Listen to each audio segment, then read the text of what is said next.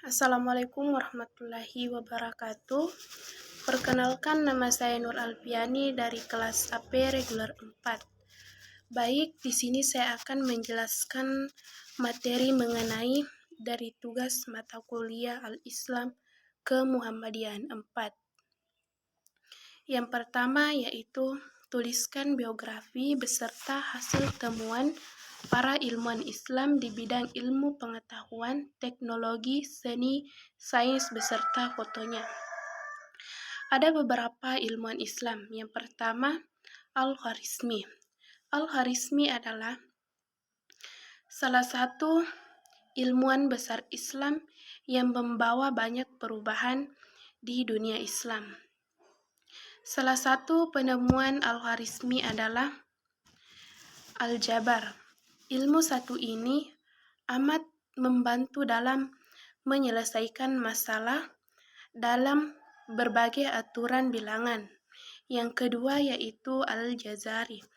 Al-Jazari dikenal sebagai seorang yang memiliki banyak keahlian yang sangat spesifik.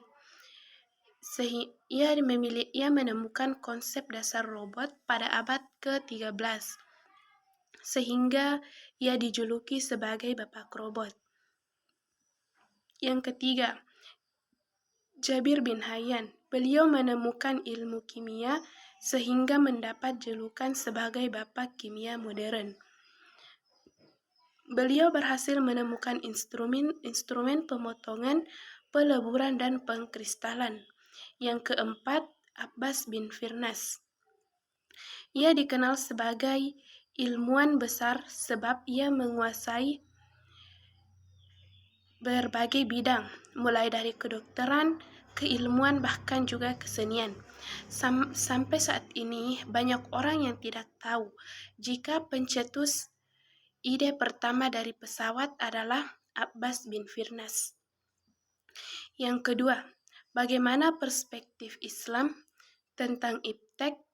Jelaskan secara eksplisit beserta dengan dalilnya.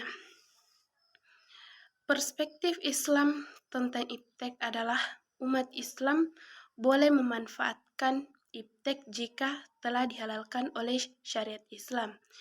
Jika sesuatu aspek iptek yang telah diharamkan oleh syariat Islam, maka tidak boleh umat Islam untuk memanfaatkannya, walaupun menghasilkan manfaat sesaat. Adapun dalilnya yaitu terdapat pada Quran surah An-Nisa ayat 141. Yang ketiga, jelaskan yang dimaksud dengan ilmu, agama, dan budaya, dan bagaimana hubungan ketiganya, serta pandangan Islam terkait budaya yang dikembangkan di tengah masyarakat. Yang dimaksud dengan ilmu adalah pengetahuan tentang bidang tertentu yang dibuat secara sistematis. Sedangkan budaya adalah sebagai suatu cara yang terdapat pada sekelompok manusia yang telah dikembangkan dan diturunkan dari generasi ke generasi. Selanjutnya, agama. Agama adalah sistem prinsip kepercayaan kepada Tuhan dengan ajaran kebangkitan dan kewajiban beriman yang beriman dengan kepercayaan itu. Adapun hubungan dari ketiganya adalah saling berhubungan, saling melengkapi, serta saling memahami. Yang keempat, jelaskan secara eksplisit bagaimana integrasi ajaran Islam dan ilmu pengetahuan. Jadi, menurut saya adalah memiliki sudut pandang yang berbeda. Namun, dalam hal ini keselarasan antar keduanya harus ditingkatkan karena semua memiliki peran penting dalam kehidupan dan kemajuan bangsa. Ajaran Islam merupakan pedoman, petunjuk melalui aturan di kitab suci, di mana di dalam ilmu pengetahuan berorientasi pada interaksi komunikasi yang ada di masyarakat, sehingga keduanya berintegrasi pada perilaku moral, etika, dan kemasyarakatan. Yang kelima, jelaskan maksud dari slogan ilmu untuk ilmu. Jadi, maksud dari ilmu untuk ilmu adalah menuntut ilmu karena mengharapkan selain dari Allah. Yang dimaksud di sini adalah seperti seseorang mempelajari fikih, ilmu hadis, Al-Quran ternyata mengharapkan selain wajah Allah, misalnya mengharapkan kedudukan dunia dan lainnya. Kita menuntut ilmu karena bertujuan untuk atau ingin menghilangkan kebodohan dalam diri kita. Selanjutnya yang keenam, jelaskan akibat yang dapat ditimbulkan dari pemisahan dan pengetahuan dengan dan ajaran Islam. Jadi, adapun akibat yang dapat ditimbulkan dari pemisahan ilmu, pengetahuan dan ajaran Islam adalah ajaran Islam dan ilmu pengetahuan merupakan satu kesatuan yang terikat, tak terpisahkan antara satu dan lainnya dalam aktivitas sehari-hari, karena apabila dipisahkan maka terjadi ketidaksinambungan antar keduanya. Selanjutnya, ketujuh, jelaskan perbedaan ilmu bebas nilai dan tidak bebas nilai. Jadi, ilmu bebas nilai adalah tuntutan agar ilmu pengetahuan dikembangkan hanya berdasarkan pada ilmu pengetahuan dan tidak boleh dikembangkan berdasarkan pertimbangan lain di luar ilmu pengetahuan.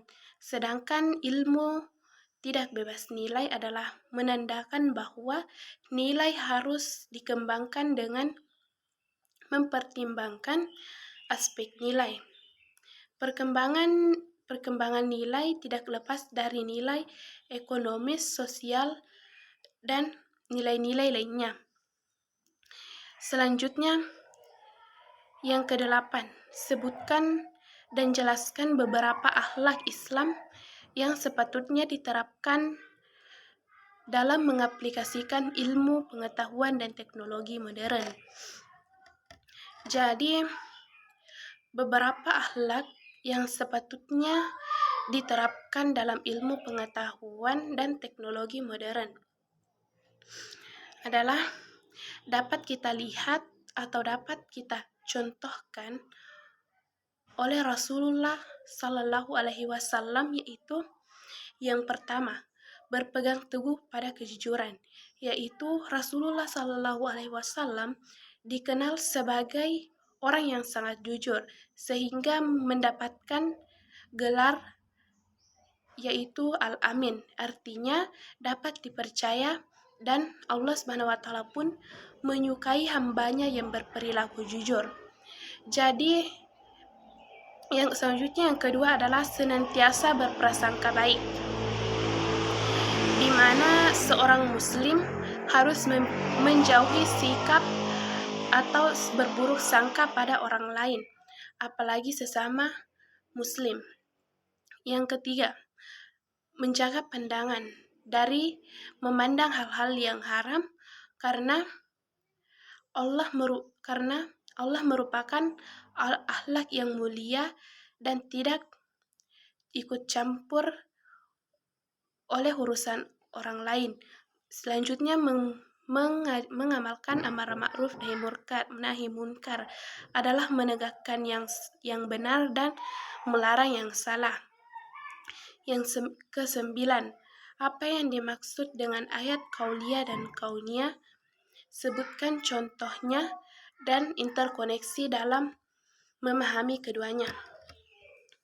Jadi yang dimaksud dengan qauliyah adalah qauliyah berasal dari kata qala yang maknanya perkataan ataupun ucapan, yakni Allah Subhanahu wa taala berupa ucapan yang difirmankan pada Nabi Muhammad SAW.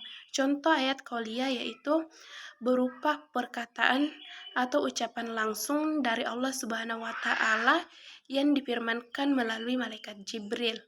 Sedangkan qauliyah adalah ayat-ayat yang difirmankan oleh atau ayat-ayat yang tidak difirmankan atau tidak diucapkan, tidak tertuliskan, namun bisa melalui keadaan ataupun kejadian.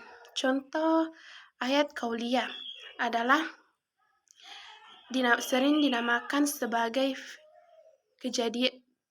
fenomena alam. Yang terakhir 10.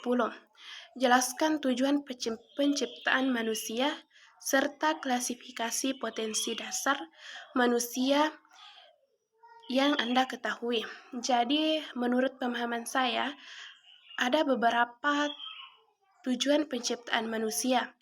Yang pertama adalah beribadah kepada Allah Subhanahu wa taala. Karena beribadah adalah manusia pada umumnya diciptakan untuk beribadah kepada Allah Subhanahu wa taala. Kedua, pengurus bumi dan seisinya.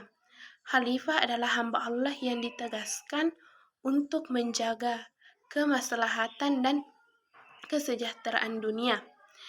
Yang terakhir adalah mengemban amanah.